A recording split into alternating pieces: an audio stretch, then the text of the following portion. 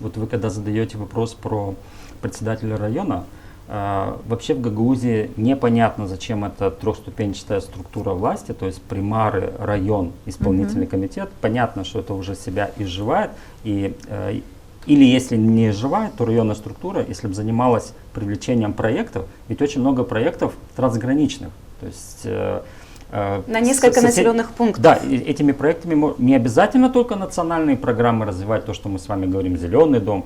Не только национальные. Развивайте свои региональные программы, районные программы, привлекайте проекты, помогайте молодежи, помогайте бизнесу, который начинает только становиться на ноги. Я не ошибусь, если скажу, что нулевая эффективность работает. Еще раз говорю, ни одного договора на привлечение инвестиций на официальном сайте, значит их нет.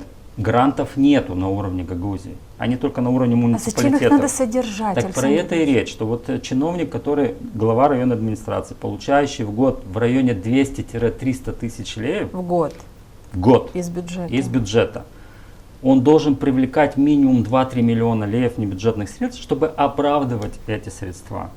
Если мы спросим этого чиновника, а есть план социально-экономического развития Вулканежского района? То есть чем занимается председатель района, его структура?